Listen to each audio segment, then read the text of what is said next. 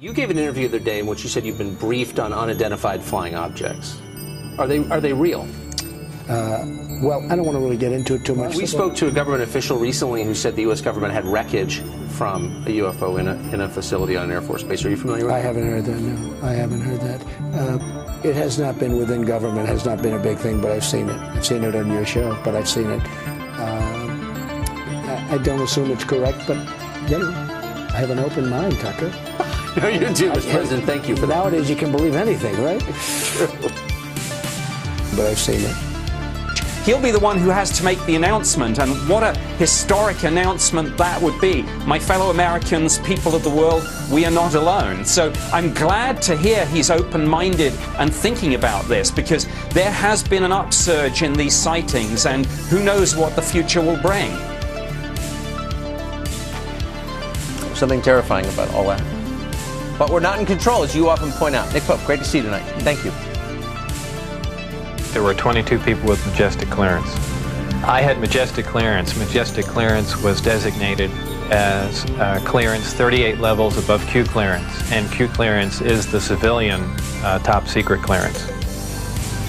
It probably really hit me when I got inside the craft and looked around and began to understand how the craft was operated, and finally grasped the whole project as a whole, as what we were doing, the fact that we weren't building this thing, we were trying to find out how it was made. We were back engineering it. And to try to have an actual debate about where humanity goes and cut off the pedophiles and psychic vampires that are in control of this AI system before humanity's destroyed. There's now a human counterstrike taking place. But our destiny beyond the Earth is not only a matter of national identity, but a matter of national security. So important for our military, so important, and people don't talk about it. And there is a full-out war inside the government of guys that like to eat steaks, drink beer, and have women, versus a bunch of pot-bellied pedophiles. Whoa. All I can say, it's an ominous feeling. You walk in there and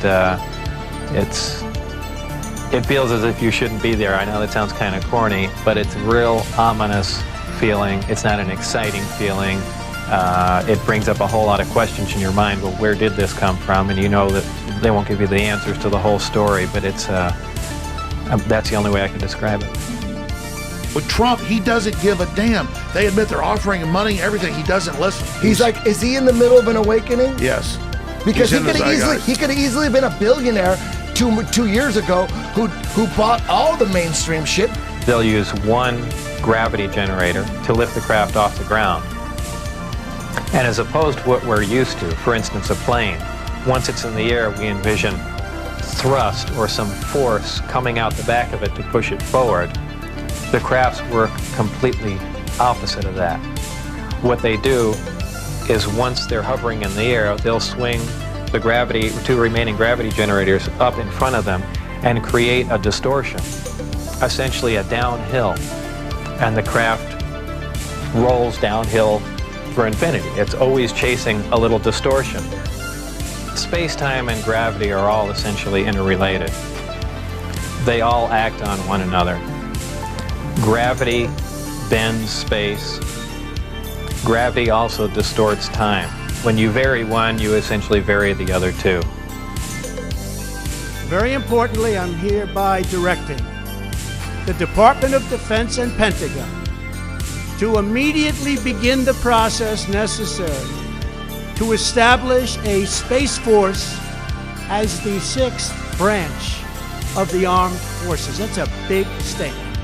We are going to have the Air Force and we are going to have the Space Force, separate but equal. It is going to be something so important. General Dunford, if you would carry that assignment out, I would be very greatly honored also. Where's General Dunford?